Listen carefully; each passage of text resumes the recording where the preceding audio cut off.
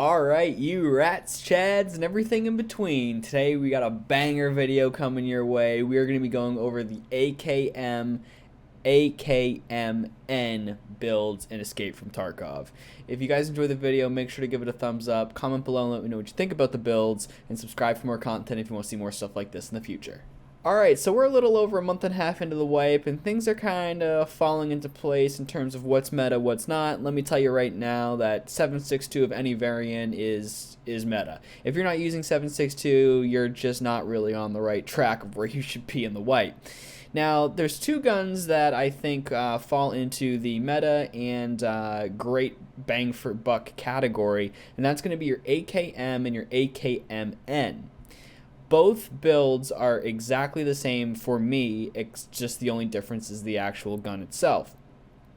We're going to get into the core components of the gun, where I like this gun, and maybe some other alternatives to this build that might fit your playstyle.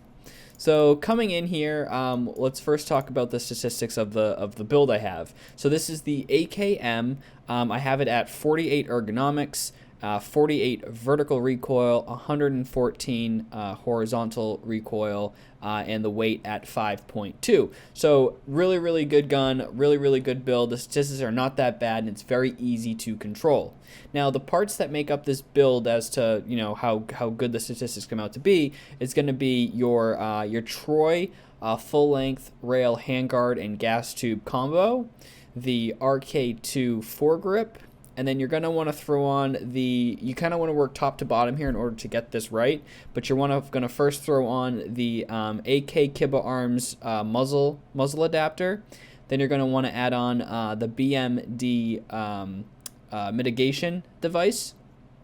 And then you're going to want to throw on the Lantac Dragon muzzle brake, and also the Lantac BMD mitigation device. So all of these components towards the front end of the gun really feel good, and I highly recommend you guys try them out. Towards the back of the gun, really it's just two things. It's just this mag pool. I don't really know how you say this, Zhukov-S stock, and then the Scorpius pistol grip. The Scorpius pistol grip is really just for the ergo, and the stock here is for the vertical recoil. So all in all, looking at the parts, excluding the gun, which is 43K, you're looking at a let me actually go back here. I think I already built it, so whatever, it's not there. But anyways, excluding the gun, you're looking at about 170K to get all the parts, and then with the gun itself, depending on where other people are selling it, you can get the gun as cheap as looks like 30K. So really, it's not that expensive to build. You can pay this off easy with one scav run, and then if you're taking this into raid, obviously with your PMC, I mean, as long as you're surviving, you'll win a ton of gunfights, and you'll pay for this very quickly.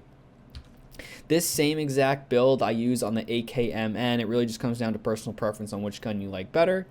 Some alternatives to this gun, you can throw on a suppressor, but I believe I found that you'll actually lose a little bit of vertical recoil. Losing as mean that there's going to be more vertical recoil, but you also can change off the sight here. I like the XPS3 Hollow. I use this on all of my medium to close range guns, but if you're more into that long range fighter, you can change this up with any sort of a Night Force 30mm mount here, and you can throw on a Razor or a Voodoo.